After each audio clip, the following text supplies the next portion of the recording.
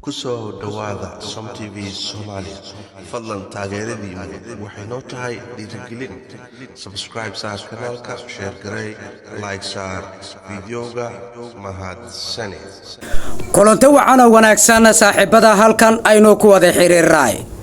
waxaad nagala socotaan Som TV Soomaaliya xafiiskiisa magaalada Muqdisho haddii aad nagu cusub tahay subscribe dheh haddii aad horey noola joogtayna waad ku mahadsan tahay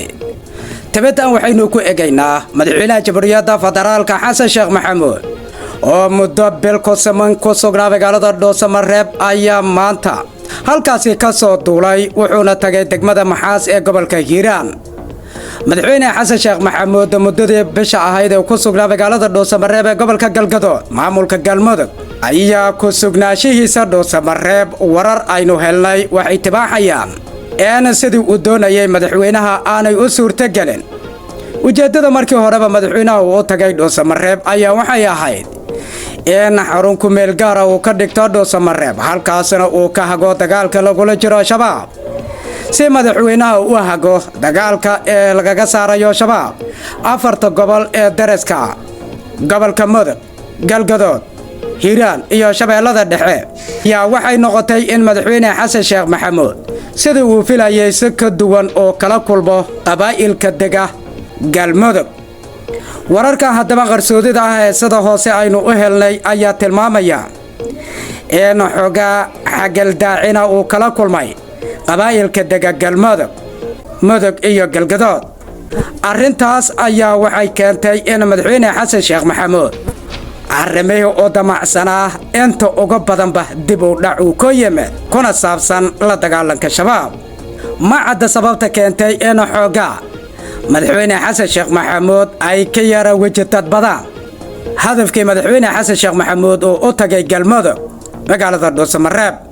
intuu ku sugnaa Dhuusamareeb ayaa waxaa dhacay madaxweyne Xasan Sheekh Maxamuud dagaalkii ugu weynaa ee dhibaatada culus ay ka dhacday xerada Coosweyne ee bariga gobolka Galgaduud halkaas oo ciidanka dawladda federaalka qaybtooda ay deganayeen madaxweyne Xasan Sheekh Maxamuud ayaa hadaba maanta diyaarad ka soo qaatay Dhuusamareeb wuxuuna tagay oo uu ka degay degmada Maxaas ee gobolka Hiiraan halkaas waxaa ku soo dhaweeyay maamulka degmada Maxaas ciidan fara badan oo u badan macawisleyda gobolka Hiiraan isku heebnayeen Cali Jeyte Cismaan ayaa hadaba ammaanka madaxweynaha si weyn u sugaya sidaan wararku ku helnay inkastoo madaxweyne Xasan Sheekh Maxamuud uu wato ciidan fara badan oo ammaankiisa sugaya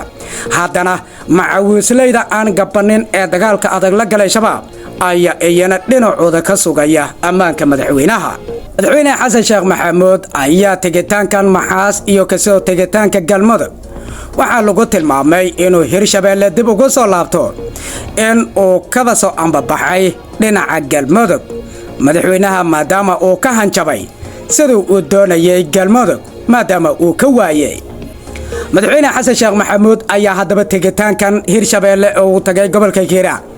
waxaa lagu tilmaamay in goobigii laga soo baxay oo ciidanka dawladda federaalka ay soo faaruqiyeen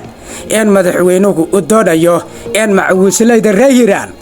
uu dib ugu qabto meelihii laga soo baxay iyo sidoo kale meelaha kale ee la doonayo shabaabka ay ku sugan yihiin in la qabto Hiiraan inta dhiman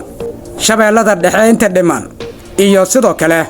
gobolka Galgaduud wararkaas ayaa hadaba si weyn la isula dhaxmaraya lama oga madaxweynaha inuu fariisin doono Beledweyne in Dhuusamareeb uu dib ugu laaban doono hase yeeshee warar ayaa sheegaya in madaxweyne Xasan Sheekh Maxamuud Maxaas fariisin uu ka dhigan doono halkaasna uu ka hagi doono dagaalka lagula jiro shabaab waa arki doonaa sida xaalu isku bedelo waa ku maasantigeen daawashada warkayaga warka xigeenta inuu ku wada kulmayno Som TV Soomaaliya xafiiska Muqdisho fi amaanillah.